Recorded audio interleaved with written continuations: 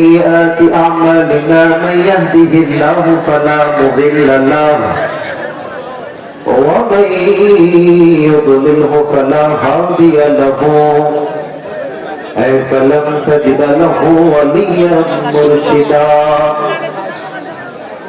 ونشهد أن لا إله إلا الله وحده لا شريك له এই mic man কোথায়? Operator বামে না ডানে? বামে। তোমাদের অপারেটরের লোক কোথায় আছে? তুমি একাই, আর কেউ নাই? তোমরা এই বক্সটা ওখানে না, বক্সটা আমার স্টেজে দাও, এই যে ডান পাশে। তাছাড়া আমার কথা বুঝতে সমস্যা হবে। ডান পাশে না কেউ ভাই আমার, আর বিপুলটার মাঝে কমিটির ভাইয়ারা, মাইক ম্যানের ভাইয়ারা, ওইটা এখানে রাখতে হবে মেহেরবানি করে। আর রিভার করা উপরে ইকো রাখতে না, বেশি রিভার করায় দাও, বেসটা মোটা করে দাও। ونشهد أن لا إله إلا الله وحده لا شريك له هو الذي لا ضد له ولا ند له لا مثل له ولا مثيل له ولا كفيل له لا شبه له ولا شبيه له ولا ولد له ولا والد له وهو الواحد الفرد الصمد لم يلد ولم يولد ولم يكن له كفوا أحد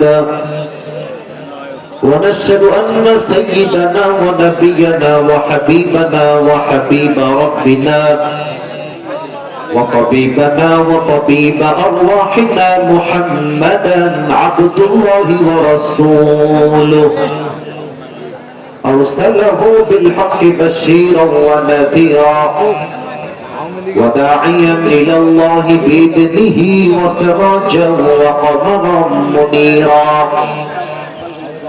أما بعد فأعوذ بالله من الشيطان الرجيم بسم الله الرحمن الرحيم والضحى والليل إذا سجى ما ودعك ربك وما قلى وللآخرة خير لك من الأولى ولسوف يعطيك ربك فترضى ألم يجدك يتيما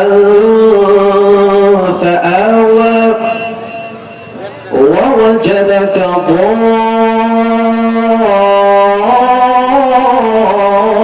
ضالا فهدى ووجدك عائلا فأغنى فأما اليتيم فلا تقهر وأما السائل فلا تنهر وأما بنعمة ربك فحدث وقال رسول الله صلى الله عليه وسلم بلغوا عني ولو آية وقال رسول الله صلى الله عليه وسلم تركت فيكم أمرين لن تضلوا ما تمسكتم بهما كتاب الله وسنة رسوله أو كما قال عليه الصلاة والسلام إن الله وملائكته يصلون على النبي يا أيها الذين آمنوا صلوا عليه وسلموا تسليما اللهم صل على محمد وعلى آل محمد كما صليت على إبراهيم وعلى آل إبراهيم إنك حميد مجيد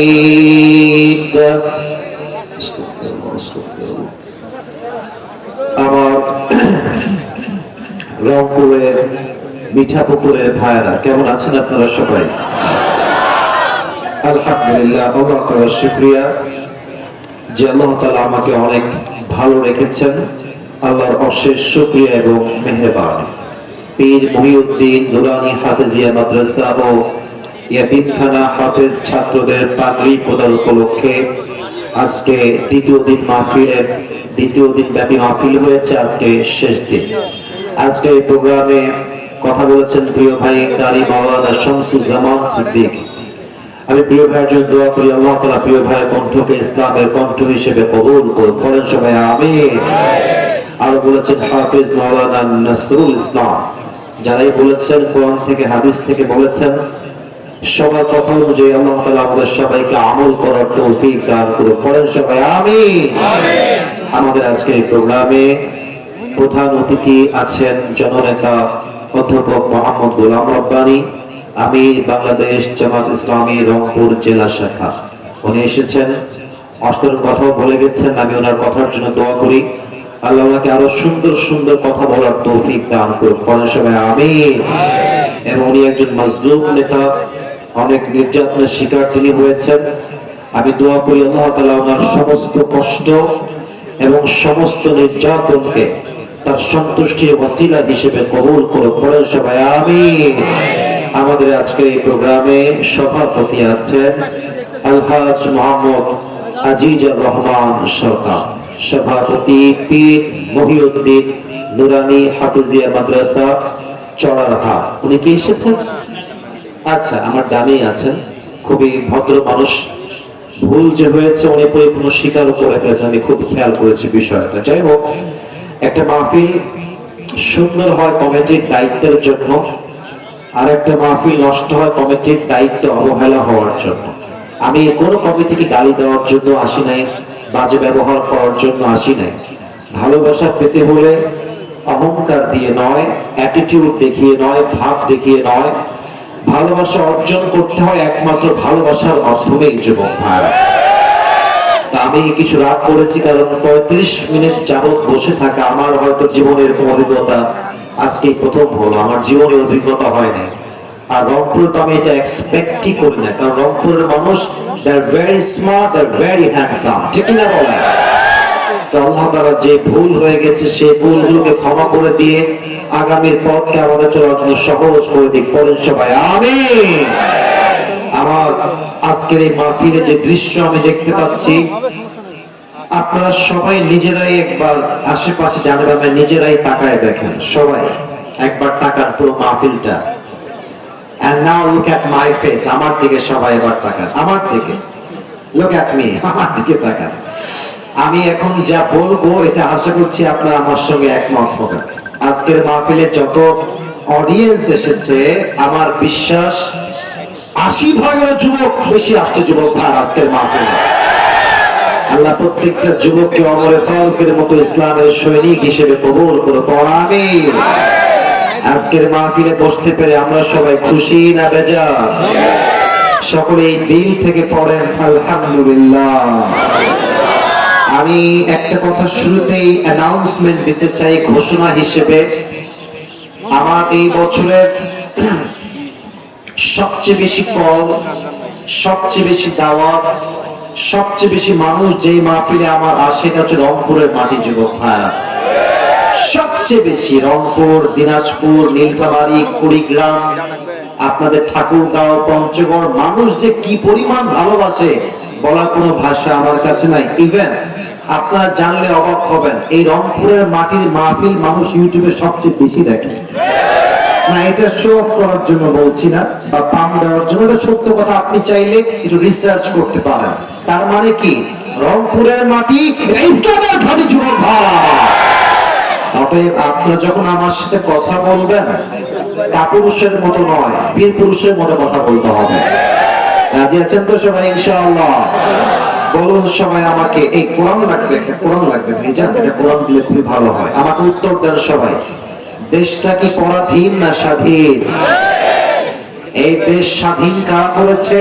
কলিজার টুকরা যুবক ভাইরা বুকের তাজা রক্তের মাধ্যমে দেশটাকে স্বাধীন করেছে। আচ্ছা, আপনারা আমার দুই হাত দেখেন তো, একটা নাম জিজ্ঞেস করতে চাই সবার কাছে। একজন যুবক দুই হাত এমনি পেতে পুলিশ সামনে বুক পেতে দিয়েছিল, ওই যুবকটার নাম কি? বাসা কোন বিভাগে? রংপুর বিভাগে বাসা। এটা মাথায় রাখতে হবে, রংপুরের সন্তানরা বিড়ালের বাচ্চা নয়, সব সিংহের বাচ্চাগুলো আমার সামনে বসে আছে। শহীদ আবু সাইদ যখন বুকের তাজা রক্ত দিয়েছে, তখন এই দেশের দ্বিতীয় স্বাধীনতার সূচনা শুরু হয়েছে। তার রক্ত দেওয়ার পরে দেশের প্রত্যেকটা যুবকদের কলিজায় রক্তে আগুন শুরু হয়ে গেছে। যুবক ভাই, এই দেশটা আমরা দ্বিতীয়বার স্বাধীন করতে পেরেছি, এটা আল্লাহর শুকরিয়া। তবে আমি এখন ভূমিকায় কিছু কথা বলবো, যে কথাগুলো দুই একজন লোকের গায়ে লাগতে পারে। এজন্য আমি জানি দুই একজন লাগবে, এটা আপনার যত বড় লাগবে এটা আমি জানি। তবে আমি আবারও আপনাকে বলছি, আপনি আমার শত্রু নন, আমিও আপনার শত্রু নই। আমার প্রথম পরিচয় বিএনপি নয়, জামাত নয়, আওয়ামী লীগ নয়, হেফাজত নয়, চরমনায় নয়, কওমিয়া নয়, আলিয়া নয়। আমার প্রথম পরিচয় মুসলমান ঘরের সন্তান। আমি যা বলছি ইনসাফ ভিত্তিক কথা বলার চেষ্টা করছি। মিজানুর রহমান আজহারী সাহেব তার যশোরের মাহফিলে বলেছেন, দেশে আহামরি কোনো পরিবর্তন আসে নাই, একদল খেয়ে গেছে আর একদল খাওয়ার জন্য বসে আছে। আপনারা বলেন, উনি কি কথাটা ভুল বলেছেন না ঠিক বলেছেন? আপনারা বাঘের মতো আমাকে উত্তর দিবেন আওয়াজ করে। প্রিয় কলিজার টুকরা রংপুরের ভাই, আজহারী সাহেব কি কোন দলের নাম উল্লেখ করেছিলেন? এই যে আস্তে কথা বললেন, কোন দলের নাম বলেছেন? কোন ব্যক্তির নাম মেনশন করেছেন? উনি জাস্ট বলেছেন একদল খেয়ে গেছে আর একদল খাওয়ার জন্য বসে আছে, এতেই কিছু লোকের গায়ে আগুন জ্বলে রেখেছে। আমরা কোন দলের নাম উল্লেখ করি না। আচ্ছা, মনে করেন যে আজহারী সাহেব কোন দলের নাম উল্লেখ করেই ফেলেছেন, কোন দলের নাম এক্স্যাক্টলি মেনশন করেছেন, তো আমাদের কি জনগণ হিসেবে বাক স্বাধীনতা নেই? অনেক সময় আছে না নাই? যদি আমাদের বাক স্বাধীনতা কেউ কাটতে চায়, তাদেরকে আওয়ামী লীগের ইতিহাস মনে রাখতে হবে। যুবক ভাই, তো আমি দেখলাম একজন নেতা, তার নামটা আমি জাস্ট বলেই ফেলছি, ছোট্ট নাম বলছি, দুদু সাহেব। উনি বললেন, কোথাকার কোন আজহারি মাঝহারি মিয়া, আজহারি কি মাঝহারি? এটা কি আপনাদের সস্তা মনে হয়?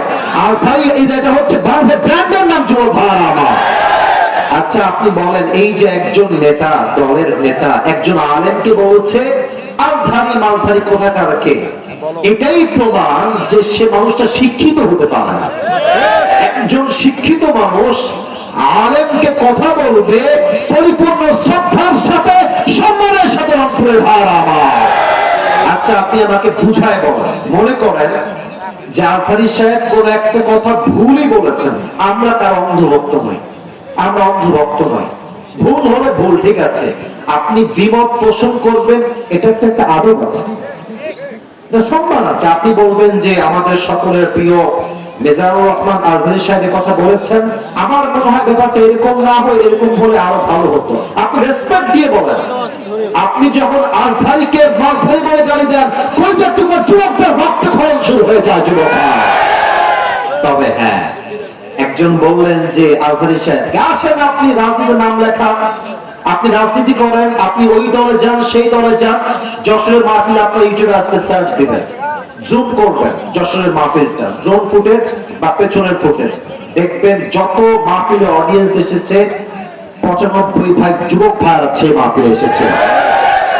সবাই কি জামাত ইসলাম? তারা সবাই কি শিবির নাকি? তারা মিয়া, ঘোল খাওয়ায় লাভ নাই, এইসব ঘোল আর বাংলার মানুষ খাবে না। যুবক ভাই, জামাত ইসলাম নয়, বিএনপির লোকরা আপনাকে কোথায় ভালোবাসে। যুবক ভাই, ওই যে যশোরের মাহফিল, আওয়ামী লীগও ছিল, বিএনপিও ছিল, যুবকও ছিল, মায়েরাও ছিল, বোনেরাও ছিল।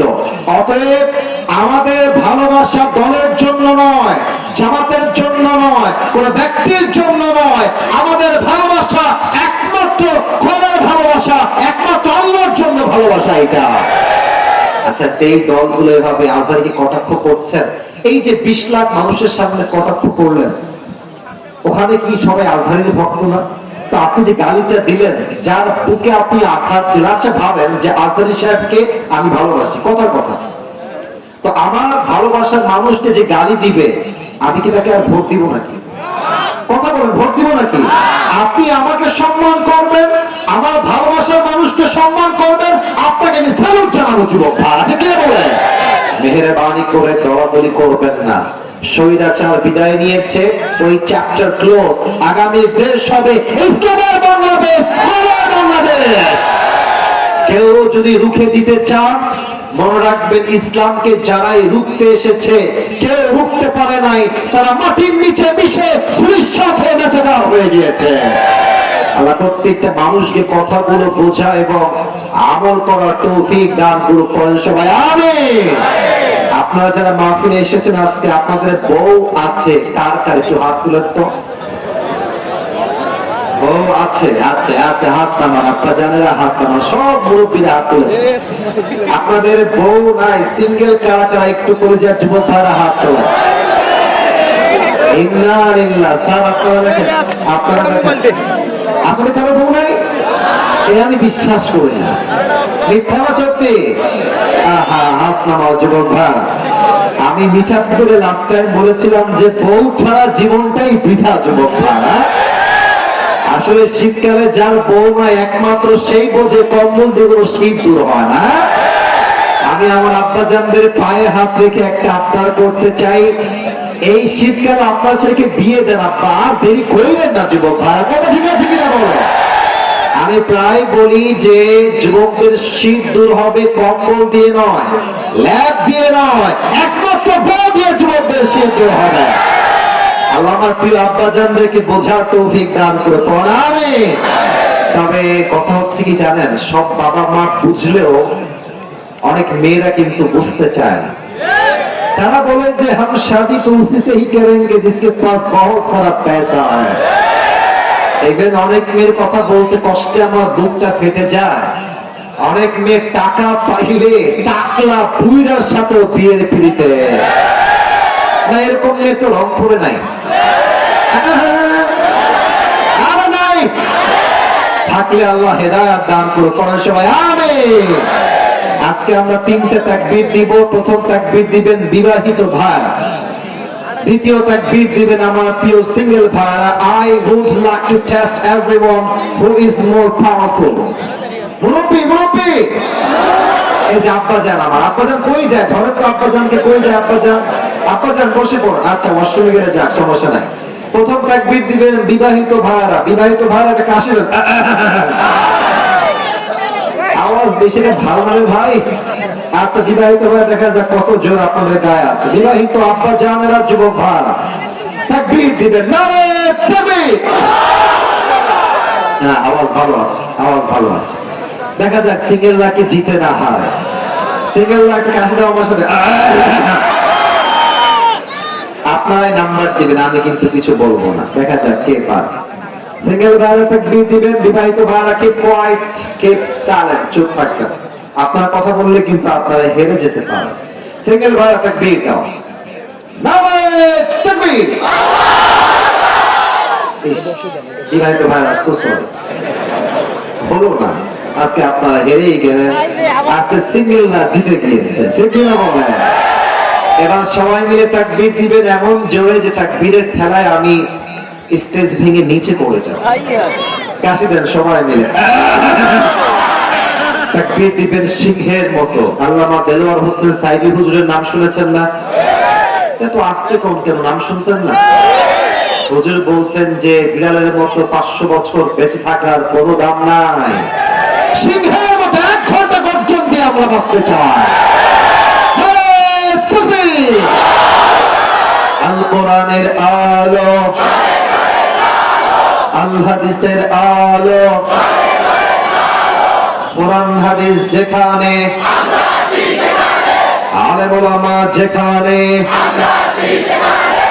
রংপুরবাসী যেখানে, আল্লাহ তাআলা যেন এই স্লোগানকে কবুল করে, পরে সবাই আমিন। আলোচনা খুব লম্বা হবে না, অলরেডি আপনারা আমার 35 মিনিট নষ্ট করে দিয়েছেন। যতটুকু পারা যায় কনস্ট্রাকটিভলি একটা সূরা থেকে তাফসীর পেশ করতে চাই অল্প সময়ের ভিতরে। শোনেন ভালো, কাজে দিবে আপনার। লম্বা ওয়াজ দিয়ে কাজ হবে না যদি আপনি ওয়াজের মর্ম না বোঝেন। অল্প ওয়াজ দিয়ে সেই কাজ হবে যদি আপনি কথা বুঝে থাকেন যুবক ভাইরা, ঠিক কিনা বলেন? আমি শুরু করছি কোরআন থেকে তাফসীর পেশ করা। আজকে আমরা যে পাড়ার থেকে তাফসীর শুনবো সেই পাড়ার নাম হচ্ছে 30 নাম্বার পাড়া। বলেন সবাই, কত নাম্বার পাড়া? না, এটা রংপুরের সাউন্ড হয় নাই। আবারও বলছি, কত নাম্বার পাড়া? এটা রংপুরের সাউন্ড হয়েছে। যে সূরা থেকে আমরা তাফসীর পেশ করব সূরাটার নাম হচ্ছে সূরাতুদ দুহা। রংপুরের ভাইরা, সূরাটার নাম দুহা। কোরআনুল কারীমের সূরা সংখ্যা অনুযায়ী এই সূরার নাম্বার হচ্ছে 93তম সূরা। বলেন সবাই, কত নম্বর সূরা? 93তম সূরা। এই সূরার আয়াত সংখ্যা হচ্ছে মোট 11টা। বলেন সবাই, কয়টা? শেষ ইনফরমেশন অ্যাবাউট দিস সূরা। এই সূরা রুকু সংখ্যা হচ্ছে মোট 1টা। বলেন সবাই, কয়টা? তাহলে আরেকবার বলি, বেসিক ইনফরমেশন মাথায় রাখবেন, আজীবন কাজে দিবেন। পারা নাম্বার 30। বলেন পারা নাম্বার কত? সূরা নাম্বার 93। সূরা নাম্বার কত? আয়াত সংখ্যা মোট 10টা না 11টা? আর রুকু সংখ্যা 2টা না 1টা? 1টা। এবার আসুন আমরা মূল কথায় ফিরে যাই। এই সূরার সেন্ট্রাল থিম বা সাবজেক্ট ম্যাটার, মূল আলোচ্য বিষয় হচ্ছে একটা। সেটা আমি এক বাক্যে বলছি। মূল মেসেজ হচ্ছে একটা, never lose hope and never be frustrated. যত যাই হয়ে যাক, যত কষ্ট আসুক, হতাশ হওয়া যাবে না। ভরসা রাখতে হবে এক সত্তার উপরে। তিনি কে? পুরো ওয়াজটাই এই বাক্যের উপরে চলবে। একটা বাক্য বললাম না, never lose hope, never be frustrated, হতাশ হও না, নিরাশ হও না। পুরো আয়াত, পুরো শব্দ, প্রত্যেকটা ভার্স আপনাকে শেখাবে জীবনের যে কোনো মুহূর্তে পজিটিভ থাকতে হয় কেমন করে, জীবনের যে কোনো কষ্টের মুহূর্তে রবের উপরে ভরসা করতে হবে কেমনে, জীবনের যে কোনো স্ট্রাগলের মুহূর্তে নিজেকে পাওয়ারফুল করবেন কেমনে। এই প্রত্যেকটা শিক্ষা সূরাতুদ দুহাতে দিয়েছে একজন। তিনি কে? এই পুরো সূরাকে আমি 4টা ভাগে ভাগ করতে চাই। আমার তাফসীর গুলো মন দিয়ে না শুনলে আপনি কিন্তু আমার কথা বুঝবেন না। আমার রংপুরের মিঠাপুকুরের ভাইরা, আমার বাম হাত দেখেন, 1 2 3 4। এই সূরা দুহাকে আমরা কয় ভাগে তাফসীর করব? এই ডানে কথা কয় না, কয় ভাগ? 4 ভাগ। প্রথম 2 আয়াত, these are two optimistic qasam, এই 2টা আয়াত হচ্ছে কসমের আয়াত। আল্লাহ কসম করেছেন। 3rd, 4th and 5th, অর্থাৎ 3, 4 এবং 5, এই 3টা হচ্ছে এমন 3টি আয়াত, it negates the feelings of being worthless in eyes of Allah subhanahu wa ta'ala. মাঝে মাঝে যে আমাদের মনে হয় যে আল্লাহ মনে হয় আমাদের ভালোই বাসে না, যত কষ্ট, আপদ আর বিপদ সব আমার উপরে, আমার রব মনে হয় মোটেও আমাদের ভালোবাসে না। এই চিন্তা মাঝে মাঝে যে আসে, এই চিন্তার সমাধান কি, সলিউশন কি, এটার মূল দূর করার উপকরণ কি, এই 3টা আয়াতে বলে দিয়েছে একজন। আওয়াজ দিয়ে বলো সবাই, তিনি কে? এবার আসেন 6, 7 আর 8। এই 3টা আয়াত এমন 3টা আয়াত, it negates the feelings of being worthless in the society. মাঝে মাঝে মনে হয় যে আমি ব্যবসা করতে গেলেই অসফল হয়ে যাই, আমার কপালে চাকরি নাই, আমি পরীক্ষা দিলেই ফেল হয়ে যায়, আমার আব্বা আম্মা আমারে ভালোবাসে না, এলাকার লোক আমাকে সম্মান করে না, বয়স হয়ে গেল 25, এখনো আমার বিয়ে হয় না, হতাশার শেষ নাই। এই হতাশাকে এই 3টা আয়াতে দূর করেছে একজন। তিনি কে? এবং সর্বশেষ 4 number part, last part of this সূরা, 9, 10, 11। আমার সঙ্গে বলতে হবে 9, 10 আর 11। এই 3টা আয়াতে আল্লাহ তাআলা এমন কিছু কাজ করার আমাদেরকে ইনস্ট্রাকশন দিয়েছেন, that will work for you forever, যেটা আপনার জীবনে আজীবন কাজে দিবে। আজীবন মানে কি? এই কাজগুলো আপনি করবেন দুনিয়াতে, এটা দুনিয়াতেই শেষ হবে না, এটা জান্নাতে যাওয়ার জন্য আপনার কবরের সাথী হয়ে যাবে। সুবহানাল্লাহ বলেন। তাহলে এবার আমাকে বলেন, এই 11টা আয়াতকে আমরা কয়টা ভাগ করলাম? ভাই আমাকে কথা না বললে ওয়াজ হবে না, কয়টা? এবার আসুন আমরা শুরু করে দেই। এই সূরাটা কেন নাজিল হয়েছে, কোন প্রেক্ষাপট নাজিল হয়েছে, শানে নুজুল কি ছিল? হাদিসে আসছে আল্লাহর হাবিব সাল্লাল্লাহু আলাইহি ওয়াসাল্লামের কাছে সব সময়, প্রত্যেক সময় কন্টিনিউয়াস প্রসেসে ওহী নাজিল হতো। কয়েকদিন পর পর ওহী আসতো। হঠাৎ করে ওহী আসা বন্ধ হয়ে গেল। কোথাও আসছে 7 দিন, কোথাও আসছে 2 সপ্তাহ, কোথাও আসছে 18 দিন, কোথাও আসছে 2 মাস যাবত ওহী আর নাজিল হয় না। কাফেররা বলতে শুরু করলো, মুহাম্মদ তোর রব তোকে ভুলে গিয়েছে, তোকে আর ভালোই বাসে না। যদি তোর রব তোকে ভালোই বাসবে, ওহী নাজিল হয় না কেন? আল্লাহ ওহী নাজিল করে না কেন? আবু লাহাবের স্ত্রী বলছে, ইয়া মুহাম্মদ তোর রব তোরা ভালোই বাসে না, ভালোবাসলে ওহী নাজিল হয় না কেন? নাউজুবিল্লাহ বলবেন না আপনারা সবাই? আল্লাহ বললেন, নবী আপনি টেনশন করবেন না। নবী চিন্তায় পড়ে গেছে, আমি কি কোনো ভুল করলাম নাকি? আমার দ্বারা কোনো মিস্টেক হয়ে গেল নাকি? ওহী নাজিল হয় না কেন? আল্লাহ কি আমার উপর নারাজ হয়ে গেল নাকি? এই দুশ্চিন্তা দূর করতে আল্লাহ তাআলা সূরাতুদ দুহাকে নাজিল করেছে। সুবহানাল্লাহ পড়বেন না আপনারা? এটা হচ্ছে শানে নুজুল বা প্রেক্ষাপট বা ব্যাকগ্রাউন্ড অফ দিস সূরা। আসুন আমরা আয়াত ভিত্তিক তাফসীরে ঢুকে যাই। প্রথম আয়াত ছোট্ট একটা শব্দ, বাট এর মেসেজ অনেক লম্বা তাফসীরটা। প্রথম শব্দ আল্লাহ তাআলা বলছেন ওয়াদুহা, আলোর শপথ। আমার বন্ধুর ভাই আমার দিকে তাকায় বলেন তো, এখন যে আমরা বসে আছি চতুর্পাশে কি অন্ধকার না আলো? এই তো আওয়াজ পাচ্ছি, মাশাআল্লাহ। অন্ধকার না আলো? আল্লাহ বলছেন আলোর শপথ। অথবা ওয়াদুহা মানে হচ্ছে সকালের শপথ, সূর্যের আলোর শপথ। এই শপথ দ্বারা আল্লাহ কি বুঝাচ্ছে? মুরব্বী আব্বাজান আপনার পায়ে আমার হাত, যুবক ভাই আপনাদের পায়ে আমার হাত, এই কথাটা বোঝা ট্রাই করা। আল্লাহ বলছেন নতুন সকালের শপথ, আলোর শপথ। এই দ্বারা আল্লাহ বোঝাচ্ছেন নতুন দিন শুরু হয়ে গেছে। আগে যা হয়ে গেছে অতীতকে ভুলে যাও, নতুন দিন এসে গেছে মানে নতুন chance, new chance, new opportunity, নতুন সুযোগ। আগে যা হয়ে গেছে হয়ে গেছে, আজকের দিনটা আমার সবচেয়ে বেস্ট দিন হবে। ঠিক কিনা বলেন? আমি গতবার যখন মিঠাপুকুর এসেছিলাম, দিনের বেলায় মাহফিল ছিল, আমি একটা কথা সেখানে বলেছিলাম, अगर जिंदगी में आगे बढ़ना चाहते हो तो पीछे देखो कि पीछे क्या गलती हो गया, और अगर जिंदगी को जीना चाहते हो तो आगे देखो। জীবনটা যদি এনজয় করতে চান সামনে তাকান, আর যদি জীবনটা বুঝতে চান পেছনের দিকে তাকান। কি ভুল করেছেন শিক্ষা নেন, উপদেশ গ্রহণ করে সামনে এগিয়ে যান। ঠিক না বলেন? পেছনে যা হয়ে গেছে এটা নিয়ে ভাবার সময় আমাদের কাছে নাই। অনেক যুবক দেখবেন যে প্রেম করে ছ্যাঁকা খেয়ে দেখা হয়ে গেছে, এখন গার্লফ্রেন্ডকে আর ভুলতে পারে না। হুজুর আমি তো ভুলতে পারি না হুজুর, আমার তো পড়ায় মনোযোগ নাই, খাওয়ায় মনোযোগ নাই। আরে বেটা, যেই বেড়ি তোরে ছাড়ছে তুই জীবনে ভালো কিছু কর, এর চাইতে 1000 গুণ বেটার অপশন হলো তোমাকে দান করবে যুবক ভাই। ঠিক কি বল? जो हो गया उसके बारे में सोचना नहीं है मेरे दोस्त, मदा मदा लैस लहुल कदा, गुज़श्ता ज़माना कभी वापस नहीं आता। So don't think about your past, think about your present। যে অতীত নিয়ে ভাবে সে অতীতেই থেকে যায়, আর যে বর্তমান নিয়ে ভাবে সে ভবিষ্যতের সামনে এগিয়ে যায়। ওয়াদুহা, নতুন দিনের শপথ, আলোর শপথ।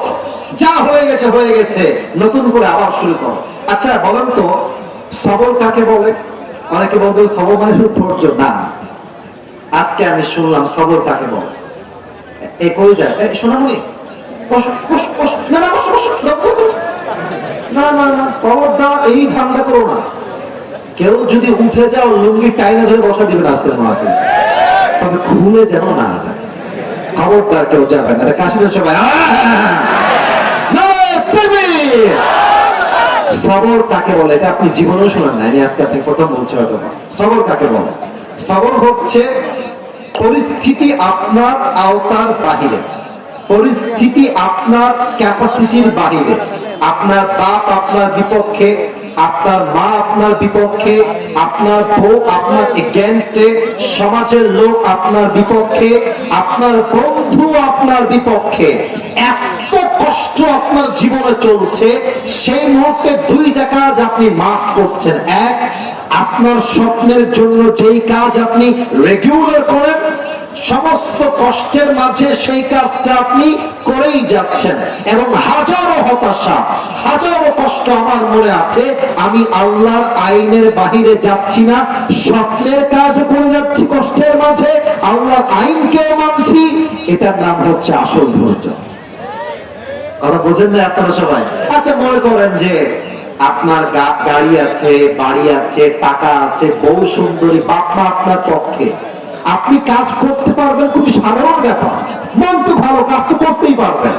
বা পুরো সমাজ আপনার বিপক্ষে, আপনার বউ আপনার বিপক্ষে, বন্ধুরা আপনার বিপক্ষে, সেই মুহূর্তে যে তার স্বপ্নের জন্য কাজ করে, তার মতো বীর বাহাদুর কেউ হতে পারে না। This is called sabr. এটাই হচ্ছে সবরের মেইন সংজ্ঞা। আল্লাহ তাআলা বললেন আলোর শপথ। এবার আল্লাহ বলছেন ওয়াল্লাইলি ইদা সাজা, and the night when it covers with darkness, আল্লাহ বলছেন রাতের শপথ, এই রাত যখন হয় নিঝুম আর নিস্তব্ধ। আবার বলছি, রাতের শপথ, রাত যখন হয় নিঝুম আর নিস্তব্ধ। এবার আমাকে উত্তর করতে হবে মূল ব্যাখ্যা বোঝার জন্য। প্রিয় ভাইরা, কাজ করার সময়, চাকরি করবেন, ব্যবসা করবেন, এই সময়টা কি রাতে না দিনে? দিনে। দিনে বলার সময় রাতে না দিনে? আচ্ছা, মনে করেন যে আমি ভোর 6টা থেকে কাজ শুরু করেছি, রাত 9টা পর্যন্ত কাজ করলাম। যদি আমি 9টার পরে না ঘুমাই, তারপরের দিন কি কাজ করা আমার দ্বারা সম্ভব হবে? তার মানে কি কাজের পরে একটা আরামের দরকার। বলুন তো সবাই, আছে না নাই? আল্লাহ বলছেন নবী, রাত দ্বারা ওহীর আগমন উদ্দেশ্য। হে রাসূল, যদি ওহী অলওয়েজ আগমন হতেই থাকে, ওহীর একটা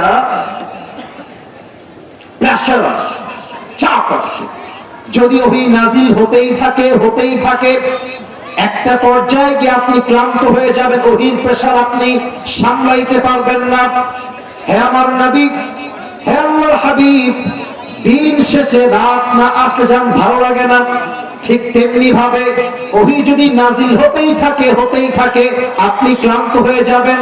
আমি আল্লাহ ওহী বন্ধ করেছি, মানে এটা নয় যে আমি আল্লাহ নারাজ হয়ে গিয়েছি, বরং দিন শেষে রাত আসে শান্তির জন্য, আমি আল্লাহ রাতকে দিয়েছি আরামের জন্য। ওহী নাজিল হতে থাকলে আপনার কষ্ট বেশি বেড়ে যাবে, আপনার কষ্টকে হালকা করার জন্য, শান্তি করার জন্য সাময়িকভাবে ওহীকে বন্ধ করেছে একজন, তিনি কে?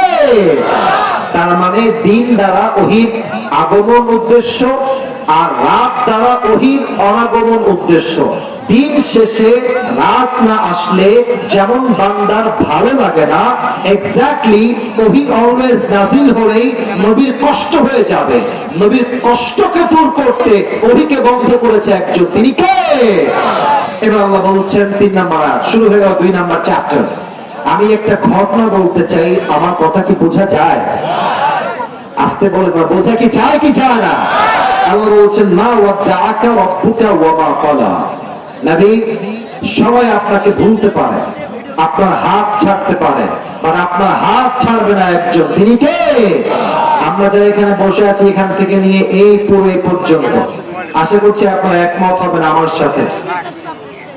আমি সহ আমরা সবাই যারা এখানে আছি, আমার মনে হয় 99% বললেও ভুল হবে, আমরা 100তে 100 ভাগই মনে হয় সবাই মধ্যবিত্ত পরিবারের সন্তান এখানে বসে আছে। তোমরা আমার ওয়াজ যদি কখনো শুনে থাকো, আমি একবার আমার ওয়াজে বলেছিলাম যে মধ্যবিত্ত পরিবারের সন্তান মানে একটা ব্র্যান্ড যুবক ভাড়া, মনে আছে? কেন বলেছিলাম?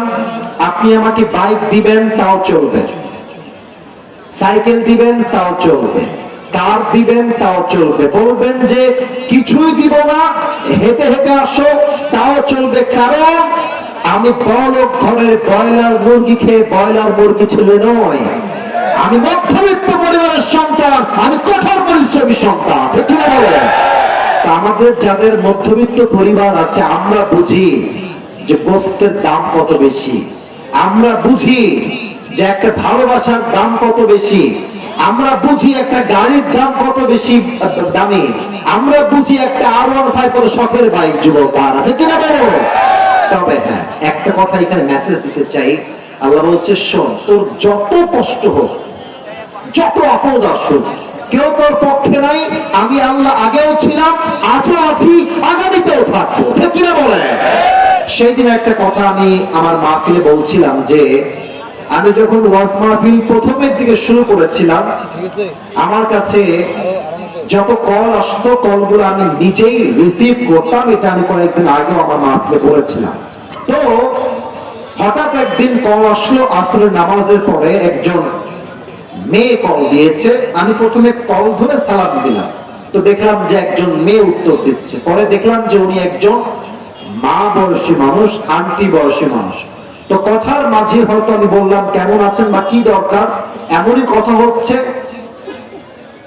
দেখলাম মহিলাটা চিৎকার দিয়ে কান্না শুরু করেছে মোবাইল ফোনের অপোজিট সাইড থেকে। তা আমি তো ভয় পেয়ে গেছি, কি ব্যাপার, চিনি না জানি না, হঠাৎ করে ফোন, আবার কান্না, ব্যাপার কি, কি হয়েছে মায়ের? তো বললাম, আপনি কাঁদছেন কেন, কি সমস্যা?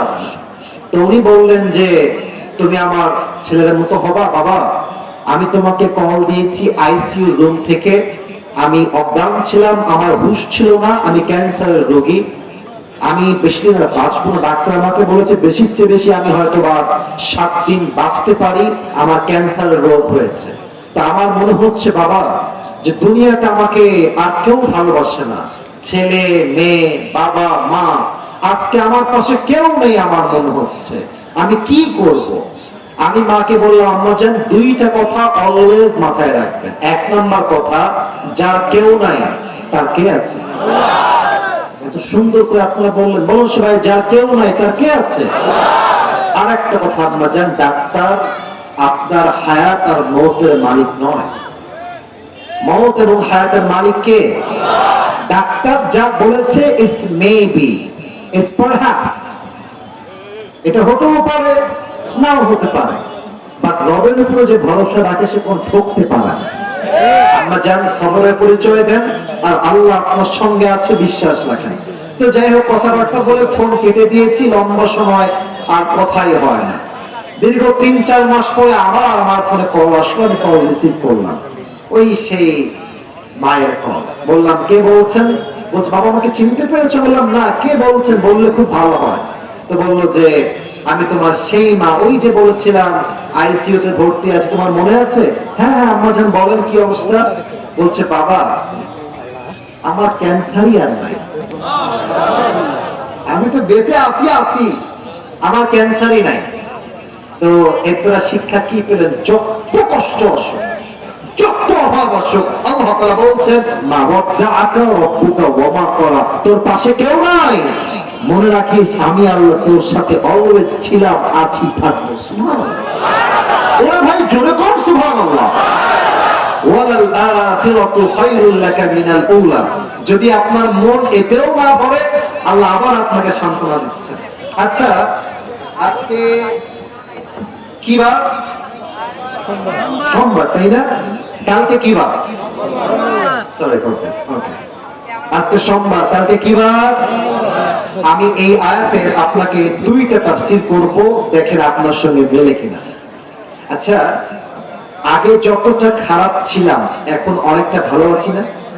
আচ্ছা, 5 আগস্টের আগের কথা ভাবো, খুব বেশি একটা ভালো আমরা ছিলাম না।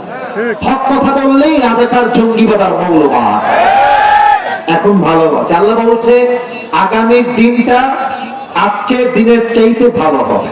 এখন অনেকের প্রশ্ন, হুজুর আমি আগে যা ভালো ছিলাম এখন আমি আরো কষ্টে আছি, হুজুর আমার জীবনে আমার কিছুই নাই। আল্লাহ বলছে, শোনো বান্দা, এর দ্বারা উদ্দেশ্য দুনিয়ায় তোমার কষ্ট হতে পারে, বাট আখিরাতে তোমার সমস্ত কষ্ট দূর করবে একজন, তিনি কে?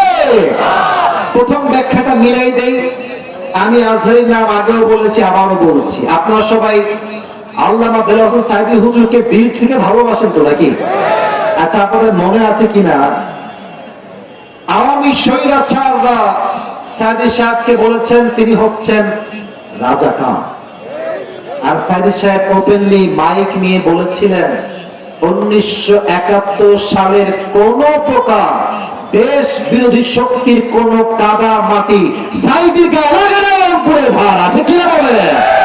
তবে উনি যখন সংসদে দাঁড়িয়ে বক্তব্য দিচ্ছিলেন, ওনার পাশের সেক্রেটারি বেঞ্চ থেকে বলা হয়েছিল সাঈদী সাহেব হচ্ছেন রাজাকার, আর সাঈদী সাহেব তার বুকের সমস্ত শক্তিকে এক করে বলেছিলেন হিন্দুস্তানের রাজাকাররা সাঈদী রাজাকার বলতে পারে।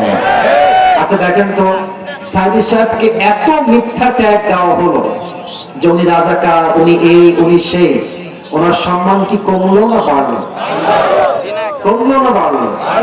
15 বছর জেল খেটেছে, শহীদ হয়েছে, প্রমাণ করেছে মুসলমান শহীদরা প্রস্তুত আছে, বাতিলের সামনে নজর করতে প্রস্তুত নয়। যুবক ভাই আছে কি বলো? আল্লাহ বলছেন এই স্বৈরাচারের দিনটাই আসল দিন নয়, আগামীতে এমন একটা দিন আসবে স্বৈরাচার বিদায় নিবে, মুসলমানদের বিজয় ঘটবে আল্লাহর এই জমিনে। এক নাম্বার এক্সাম্পল। দ্বিতীয় এক্সাম্পল খুব খেয়াল করবেন, যখন আজহারী সাহেব এই দেশের একজন টপ ফেমাস স্কলার হলেন, এটা 2019 সালের কথা, পুরো দেশের যেখানেই তিনি যান সেখানেই 5 লাখ 10 লাখ মানুষের সমাগম হয়ে যায়। আপনাদের অনেকের মনে নাই, কিন্তু প্রত্যেকটা ইতিহাস আমার পরিচয় লেখা আছে, আমার সব মনে আছে। আমাদের তৎকালীন সময়ে আওয়ামী শাসনের ধর্মমন্ত্রী, তার নাম হচ্ছে, বলতে চাই না, তিনি ধর্মমন্ত্রী, তিনি বললেন যে আজহারি মাঝহারি হচ্ছে এগুলো সব জামাতের প্রোডাক্ট। এটা বলে মিথ্যাচার ত্যাগ করে দেশ থেকে বিদেশের মাটিতে তাকে পাঠাতে বাধ্য করা হলো। আল্লাহ বলছে আজহারি ওয়ালাল আখিরাতু খায়রুল লাকা মিনাল উলা, ये दिन ही आखिरी दिन नहीं है, सामने और भी दिन बाकी है। যুবক ভাইরা, তারা তারাই দিল আজহারি সাহেবকে। সময়ের পরিবর্তন দেখেন, আজ এমন একটা সময় এসেছে যারা আজহারীকে জামাতের ট্যাগ দিয়ে দেশ ছাড়তে বাধ্য করেছে, আজ তারা দিল্লি পালিয়েছে, আর আজহারী বিজয় দেশে মাতৃভূমিতে আবার ফিরে এসেছে। আল্লাহ বলছেন আজকের দিন শেষ দিন নয়, আগামীতে ভালো দিন আছে না নাই?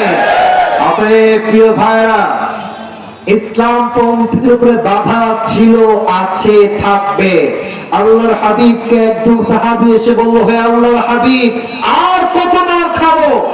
দিন কায়েমের আন্দোলন করতে করতে তো আমার প্রত্যেকটা রক্ত ঝরছে, শহীদ হচ্ছে, মার খাচ্ছি, তাও তো কায়েম হয় না দিন। আল্লাহর হাবিব বললেন, মার খেতে থাকো, রক্ত দিতে থাকো, শহীদ হতে থাকো, একদিন না একদিন আল্লাহর এই জমিনে আল্লাহর দিন কায়েম হবেই হবে। আজকের দিনটাই আসল দিন নয়, আগামীতে ভালো দিন দিবেন একজন, তিনি কে? আর আখিরাতের জীবনটা দুনিয়ার চাইতে উত্তম কেন? আচ্ছা বলেন তো, জান্নাতে যাওয়ার জন্য এদিকে তাকান, 100 আমলে কত আমল পেলে জান্নাত? কে বলেছে 51? আগে ঠিক বলেছো তুমি, একদম ঠিক বলেছো। আমি আবার সবার থেকে জানতে চাই, 100তে কত? কথা কয় না, কই আসলাম? 100তে কত? আমার হাত দেখেন। আখিরাতের জীবন কেন বেশি উত্তম? এখানে 1 নাম্বার, ইনসাফ ভিত্তিক বিচার হবে, কোনো বেইনসাফি নাই। আল্লাহ বলবে, আচ্ছা আমার নাম দিয়ে এক্সাম্পল দিচ্ছি, আল্লাহ বলবে ফেরেশতা আসিফ হুজুরের আমল নামা ওজন দেওয়া হবে। তো এটা হচ্ছে আমার ডান আমল, এটা হচ্ছে আমার বাম আমল, দুইটা ওজন দেওয়া হয়েছে। তো খেয়াল করুন, আমার ডান হাতে খেয়াল করবে, ডান হাতটা, এটা আমার বাম আমল, এটা আমার ডান আমল। তো ডান আমলটা বাম আমলের চাইতে একটু, একদম ভেরি লিটল বিট, একদম সামান্য একটু উপরে উঠে গেছে। আল্লাহ বলবে, যেহেতু একটু উঠে গেছে, ফাহুয়া ফি ঈশাতির রাদিয়া, আমার বান্দাকে জান্নাত দিয়ে দাও। আপনার সবাই সুবহানাল্লাহ পড়বেন না দিল থেকে? একটা আমল বেশি, জান্নাত দিয়ে দাও। 1 নাম্বার ইনসাফের বিচার হবে। 2, কিয়ামতের দিন হিসাব দিবসে রহমতের বিচার হবে। কেমনে বিচার হবে? এক বান্দার আমলনামা ওজন দেওয়া হবে, ওই বান্দার ডান আঙুলে 50, বাম আঙুলে 50, দুইটাই 50-50। এবার রংপুরের ভাইরা বলেন তো সবাই, জান্নাতে যাওয়ার জন্য আর মাত্র কয়টা আমল লাগে? মাশাআল্লাহ, মাঘের বাচ্চা বসে আছে সবাই, বলো সবাই কয়টা? এটা আমি শুনেছিলাম মাওলানা তারিক জামিলের থেকে, পাকিস্তানের একজন টপ ফেমাস স্কলার। তিনি বললেন যে বান্দার আমলনামা ওজন হবে এটাও 50, এটাও 50। তো সে বলবে আরে কোনো টেনশন নাই, আমার বাপ তো কিয়ামতের মাঠেই আছে। আপনাকে বলবো আব্বা একটা আমল দাও, আর আমার বাপ তো একটা আমল আমাকে দিয়ে দিও, নট বিগ ডিল। যুবকটা দৌড় দিয়ে বাপের কাছে আসবে, আব্বা জান मुझे बस एक अमल की जरूरत है, मुझे एक अमल दे दो, मैं जन्नती हो जाऊंगा। अब्बा একটা আমল দাও, একটা আমল দিলেই তোমার ছেলে আজ জান্নাতি হয়ে যাবে। আব্বা বলবে কে আব্বা? একদম হাসবেন না, হাসির কথা নয়। কে আব্বা? কিসের আব্বা? বের হও, আমার তো কোনো ছেলেই দুনিয়ায় ছিল না, বের হয়ে যাও, খরচ বের হও। যুবকটা অবাক হয়ে যায়, আমার বাবা আমাকে চিনছে না মাত্র একটা আমলের জন্য। মায়ের কাছে আম্মা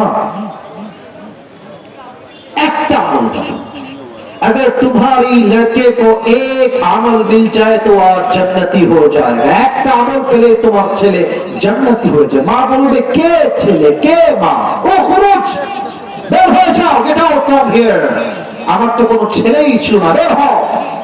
যুবকের মাথার টনক নড়ে যাবে। বাপ চিনছে না, মা চিনছে না, বউ চিনছে না, ভাই চিনছে না, কেউ চিনছে না। একটা আমল আমি কোথায় পাবো? আমি হাদিসটা প্র্যাকটিক্যালি বোঝাবার জন্য আমাকে একটু দেখতে হবে সবার।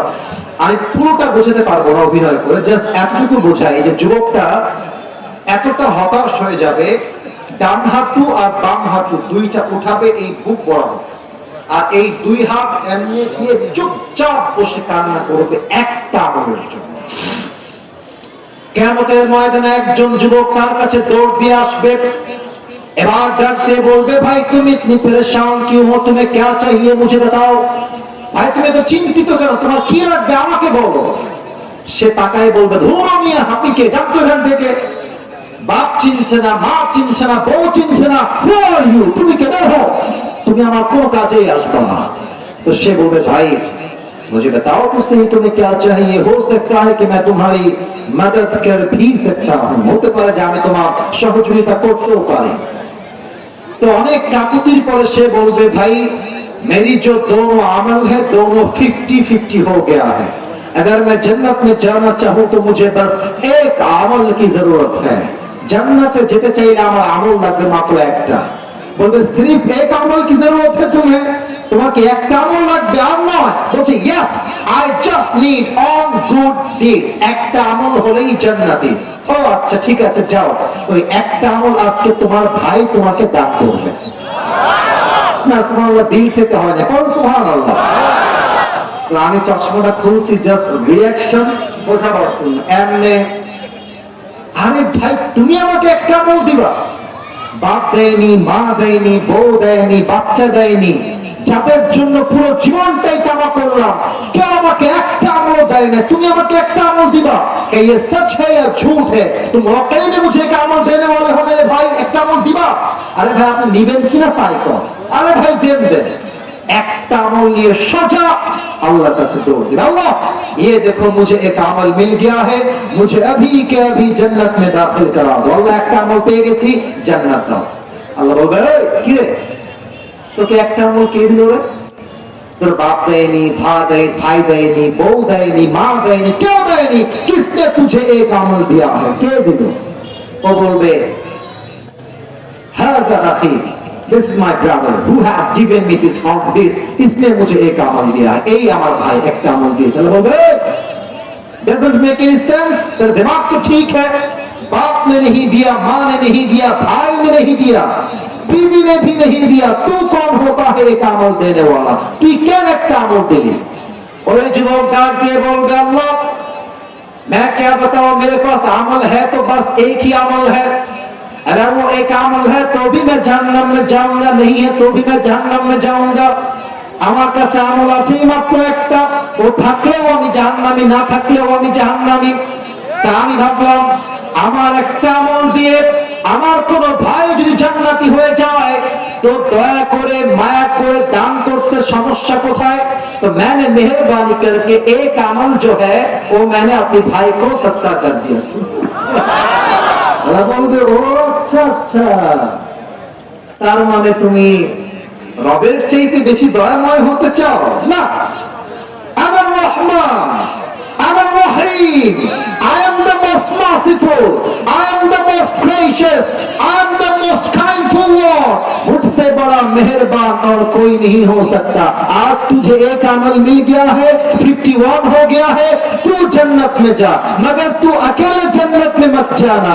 जिसने तुझे एक अमल दिया है तू भी जन्नत में जा, उसे भी साथ लेकर दोनों जन्नत में चले जा। যাও, দুইজন মিলে জান্নাতে যাও।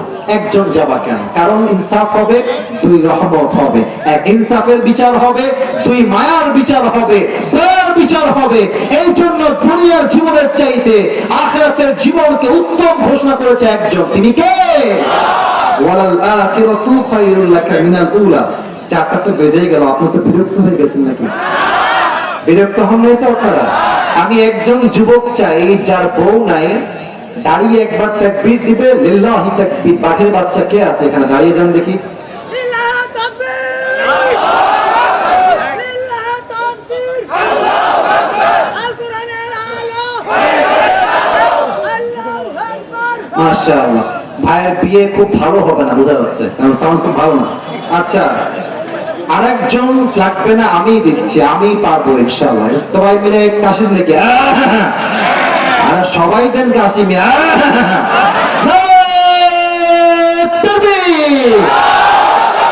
এবার আয়াতগুলোকে আর আহামরি ব্যাখ্যায় যাব না, আমরা সবাই জানি একটা প্রবাদ বাক্য, শেষ ভালো যা সব ভালো তা। দেখা যাক আপনার কতটুকু আমাকে শেষটা ভালো দেন। আল্লাহ বলছেন, বান্দা যা যা তোর জীবনে হারিয়েছে, হারিয়ে যাওয়া জিনিস নিয়ে আফসোস করিস না, আমার উপর ভরসা রাখ। যা হারিয়ে গেছে তার চাইতে উত্তম জিনিস দিবে একজন, তিনি কে? এবার বলেন তো একটা উত্তর আমাকে সবাই দিল থেকে। নামাজের পরে আমরা হাত তুলে এইটা কি করি? মোনাজাত বা দোয়া। বলো সব, মোনাজাত বা দোয়া। আচ্ছা, অনেকে আমাকে প্রশ্ন করে যে হুজুর দেন দেন আমাকে চা দেন, এখানে দোয়া করি হুজুর, আমার দোয়া কবুল হয় না কেন? এই প্রশ্ন আমাদের আছে না ভাই? হুজুর কথা কয়, আপনারা কোন না, আমাদের দোয়া কবুল হয় না মাঝে মাঝে, এই প্রশ্ন আমাদের সবার আছে না ভাই? আমি একটা কথা আপনাকে ইনশিওর করে বলছি, মুরব্বী আব্বাজান, যুবক ভাই শুনবেন, আবারও বলছি শোনেন, আবারও বলছি শোনেন, আপনার প্রত্যেকটা দোয়া আল্লাহ কবুল করে নিয়েছে। সুবহানাল্লাহ করবেন না আপনারা সবাই? তবে দোয়া কবুলের তিনটা সিস্টেম আছে। বলো সবাই, কয়টা? এক, বান্দা বলবে আল্লাহ গাড়ি চাই, আল্লাহ বলবে যা তোকে এখনই গাড়ি দিয়ে দিলাম, একটা চাওয়ার সঙ্গে সঙ্গে পেয়ে যাবেন। দুই, আল্লাহ বলে বান্দা এখন চেয়েছিস, তবে ওইটা তোর জন্য এখন পারফেক্ট না, আগামীতে পারফেক্ট হবে, একটু অপেক্ষা কর, তোর দোয়া আগামীতে কবুল করবে একজন, তিনি কে? আরেকটা দোয়ার সিস্টেম হচ্ছে, বান্দা এখনো দিব না, পরেও দিব না, দুনিয়াতেই দিব না। যেই দিন পরকালে তোর হিসাবে আমলনামা কম হয়ে যাবে, তুই বিপদগ্রস্ত হয়ে যাবি, ওই যে তোর দোয়া কবুল বাকি রেখেছিলাম, ওই দোয়াকে ওসিলা করে তোকে আমি আল্লাহ জাহান্নাম থেকে জান্নাতি মানুষ বানায় দেব। وَلَسَوْفَ يُعْطِيكَ رَبُّكَ فَتَرْضَى. Indeed, your Lord will give you something that will definitely make yourself happy. Whatever you have lost doesn't matter. Allah will give you something that will definitely make you happy. যা হারিয়ে গেছে যা, আমার বিশ্বাস যা নিয়ে গেছে তা আমার রবের ছিল, যা আমাকে আল্লাহ দিবেন তিনিই দিবেন। যা হারিয়ে গিয়েছে তার চাইতে উত্তম কিছু আল্লাহ আমাকে দিবেন, এটাই আমার বিশ্বাস। ঠিক কিনা বলেন? আচ্ছা, আরো দুইটা ভাগ তো তর্জমা বাকি আছে, বলা যাবে কি যাবে না? চারটা বেজে গেছে। আচ্ছা, আপনারা তিনটা একা না, 9 মিনিট সময় আছে, আমি 9 মিনিটের বেশি কথা বলবো না, জাস্ট ট্রান্সলেশন করছি। আচ্ছা উঠে গেছে না বসতেছে কোনটা? যা যা, বসো বসো, খবরদার না, 4টার বেশি ওয়াজ হবে না ভাই, আমাকে সিরাজগঞ্জ যেতে হবে, আমি 2:30টায় আসছি, 2:35 অলরেডি আমি এখানে বসে আছি 1.5 ঘন্টা। এটা আমি কোনো দাবি নিয়ে বলছি না, ভালোবাসার জন্য বলছি, আবেগ দিয়ে নয়, বিবেক দিয়ে কাজ করতে হবে, ঠিক কিনা বলে? আসুন আমরা 2টা চ্যাপ্টার শেষ করে দিই। আল্লাহ তাআলা বলছেন আলাম ইয়াজিদকা ইয়াতীমান ফাআওয়া। বলেন তো আমার নবীর বাবার নাম কি ছিল? আব্দুল্লাহ। বলেন সবাই, নাম কি ছিল? এবার বলেন নবীজির মায়ের নাম কি ছিল? বলেন তো নবীজির দাদার নাম কি ছিল? চাচার নাম কি ছিল? আবু তালেব। বলেন সবাই, আবু। একের পর এক সবাই বিদায় নিয়েছে। আল্লাহ বলছেন নবী আপনি তো ইয়তীম ছিলেন, আপনাকে ইয়তীম থাকা অবস্থায় আপনার লালন পালন করেছে একজন। আওয়াজ দিয়ে বলেন সবাই, তিনি কে? 1 নাম্বার। 2 নাম্বার, ওয়াজাদাকা দাল্লান ফাহাদা। হে নবী আপনি পথ ভুলে গিয়েছিলেন, আপনাকে পথ দেখিয়েছে একজন। আওয়াজ দিয়ে বলেন সবাই, তিনি কে? আমি ছোট্ট একটা তাফসীর পেশ করছি, জাস্ট 1 মিনিট সময়। আমি উত্তর চাই সবার থেকে। কেউ উঠে গেলে খবর আছে কিন্তু বলে দিচ্ছি, একজন উঠবেন না। বলেন তো দুনিয়ায় আসার আগে আমাদের সকলের বাসা কি জান্নাতে ছিল না জাহান্নামে ছিল? জান্নাতে। বলেন তো আমাদের সকলের আদি পিতা প্রথম পুরুষ প্রথম নবী নাম কি? আদম আলাইহিস সালাতু ওয়াস সালাম। তার বাসা জাহান্নামে ছিল না জান্নাতে ছিল? জান্নাত থেকে আমরা দুনিয়াতে এসেছি। মনে করেন যে এই দুনিয়াটা হচ্ছে একটা কুয়ার মতো। আচ্ছা রংপুরে কোথাও কোথাও কুয়া আছে না? কুয়া। আচ্ছা কুয়াতে আমরা পানি তুলি কি দিয়ে? রশি দিয়ে। আচ্ছা বলেন তো আমি আসিফ হুজুর রশি বাদ দিয়ে এমনি নিজেই পড়ে গেলাম, কুয়াতে পড়ে গেছি, আপনারা আমাকে তোলার জন্য বাঁশ নিবেন না রশি নিবেন? আর কথা কয় না, বাঁশ না রশি? তো দেখেন রশিটা যে দিবেন, রশি হলেই হবে না, এটা হওয়া লাগবে 2টা শর্ত। 1, রশি হওয়া লাগবে মজবুত শক্তিশালী। যদি রশি হয় দুর্বল কি হবে? আপনি টান দিবেন আমাকে, আমি দড়ি ছিঁড়ে উল্টে আবার করে দাঁত মাত সব ভেঙে যাবে, ঠিক কিনা বলেন? রশি হওয়া লাগবে মজবুত। 2, রশির গোড়ায় যিনি ধরবেন তার হাত হওয়া লাগবে শক্তিশালী। তার হাত যদি শিথিল হয়ে যায় আমি উঠে যাব টান দিয়ে, আর তার হাত শিথিল হলেই ছেড়ে দিবে, আমি পরে আমার দাঁত মাত আবার সব ভেঙে যাবে, ঠিক আছে কিনা বলেন? রশি হওয়া লাগবে মজবুত, যে ধরবে তার হাত হওয়া লাগবে মজবুত। তাহলে আমরা সবাই পড়ে আছি দুনিয়া নামক কুয়াতে। আমাদের মূল ঠিকানা হচ্ছে জান্নাত। আল্লাহ বললেন বান্দা তোমরা সবাই পথ ভুলে গেছো জান্নাতে যাওয়া, আমি আল্লাহ একটা রশি ফেললাম, ওয়াতাসিমু বিহাবলিল্লাহি জামিআ। আল্লাহ এই রশিকে শক্ত করে ধরো। এবার বলেন তো এইটা হচ্ছে আল্লাহর রশি, এর চাইতে শক্তিশালী আর কোন রশি কি হতে পারে? আর এই রশির মূল গোড়ায় কার হাত? একমাত্র আল্লাহর হাত। আল্লাহর হাতের মতো শক্তিশালী আর হাত হতে পারে? আল্লাহ বলছেন শক্ত করে ধরো। জামাত বিএনপি মারামারি করো না, হেফাজত চরমনায় মারামারি করো না, কোন দল নাই, প্রথম পরিচয় মুসলমান। শক্ত করে ধরো। তোমরা জান্নাত থেকে যে হারিয়ে গিয়েছিলা আমি আল্লাহ এক টান দিয়ে আবার সেই জান্নাতের ঠিকানায় পৌঁছায় দিল। সুবহানাল্লাহ। নবী আপনি পথ ভুলে গিয়েছিলেন, আপনাকে কোরআন দিয়ে পথ দেখিয়েছে একজন, তিনি কে? নবী হে আপনি গরিব ছিলেন, খাদিজার মাধ্যমে আপনাকে বিয়ে দিয়ে আপনাকে ধনী বানিয়েছে একজন, তিনি কে?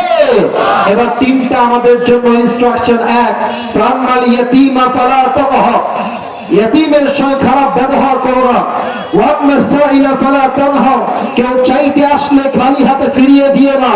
ওয়াম্মা বিনিআমাতি রাব্বিকা ফাহাদ্দিস, আল্লাহ তোমাকে যেই যে নিয়ামত দিয়েছে শুকরিয়া দান সবাইকে বলো। আর পড়ো সবাই মিলে আলহামদুলিল্লাহ। পড়ো সবাই আলহামদুলিল্লাহ।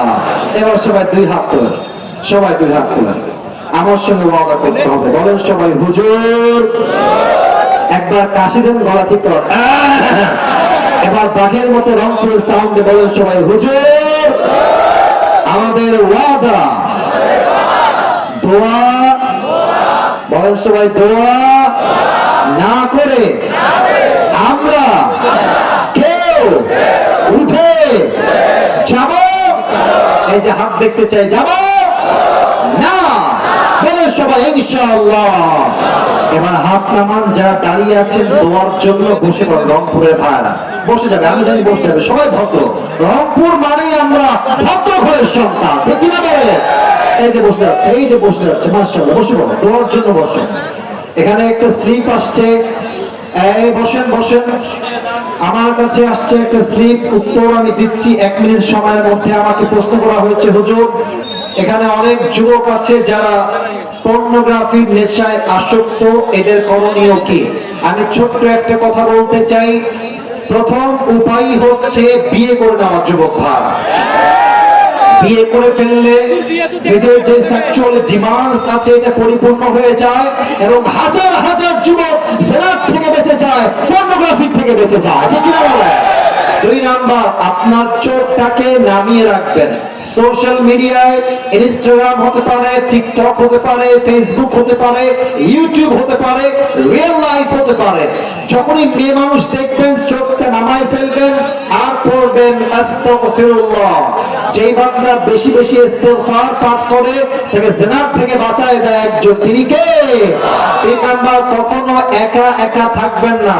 রুম একা, জানলা খুলে রাখেন, দরজা খুলে রাখেন, লাইট দিয়ে রাখেন, জানলা বন্ধ, দরজা বন্ধ, লাইট বন্ধ।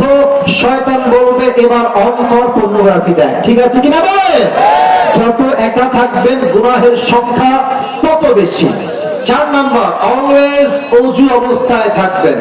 যত পবিত্র থাকবেন শয়তান আপনার ধারে কাছে ফেরার সাহস পাবে না। অপবিত্র থাকবেন, শয়তানের ভয়াল গ্রাসে আপনি ধ্বংস হয়ে যাবেন যুবক ভাই, ঠিক কি না বলে? আল্লাহ সবাইকে সঠিক সময় প্রত্যেকটা আমল করার তৌফিক দান করুক। পড়ে সবাই দিল থেকে আমিন। সবাই আত্তাহিয়াতুর শুরুতে বসলে ভালো হয়। সবাই, আপনারা না, আপনার সামনে যারা আছেন লেখা মেরে না বসে আত্তাহিয়াতুর শুরুতে বসেন। মাশাআল্লাহ, বসে গেছে। যারা দাঁড়িয়ে আছেন লাস্ট আফটার, শেষ কথা, লাস্ট ওয়ার্নিং, বসে যান দোয়ার জন্য। দোয়ার জন্য বসে যান, 2 মিনিট 3 মিনিট দোয়া হবে, তারপরে যার যেখানে মন চায় যাবেন, নো বিগ ডিল। বসে পড়ুন, বসে পড়ুন, দুরূদ শরীফ পড়ুন। আল্লাহুম্মা সাল্লি আলা মুহাম্মদ ওয়া আলা আলি মুহাম্মদ কামা সাল্লাইতা আলা ইব্রাহিম ওয়া আলা আলি ইব্রাহিম ইন্নাকা হামিদুম মাজিদ। আমরা কমিটির জন্য দোয়া করি, এই মাদ্রাসার জন্য দোয়া করি, যারা এই প্রোগ্রামকে বাস্তবায়ন করবার জন্য দিনরাত পরিশ্রম করেছে। আল্লাহ সবাইকে ইসলামের সৈনিক হিসেবে কবুল করুক। করেন সবাই আমিন। এবং যারা দাঁড়িয়ে আছেন, এটা পরে ভাই, আচ্ছা ঠিক আছে, রাখেন, সমস্যা পরে দেখা যাবে। এবার সবাই যারা দাঁড়িয়ে আছেন আরেকবার বলছি, মেহেরবানি করে বসে যান, মেহেরবানি করে। আলহামদুলিল্লাহি রাব্বিল আলামিন والصلاة والسلام على سيد الأنبياء والمرسلين وعلى آله وصحبه أجمعين.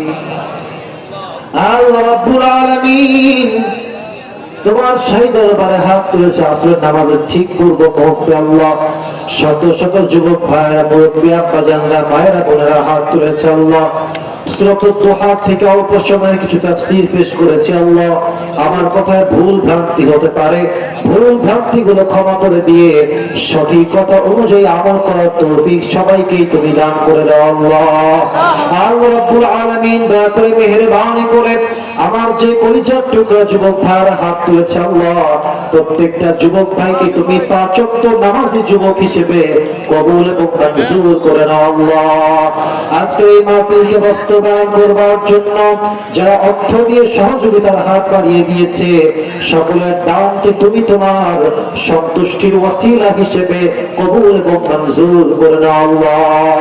আল্লাহ রাব্বুল আলামিন প্রত্যেকটা মা বোন যারা হাত তুলেছে, প্রত্যেকটা মা বোনকে তুমি ফাতেমার চরিত্রে চরিত্রবান হওয়ার তৌফিক দান করে দাও আল্লাহ।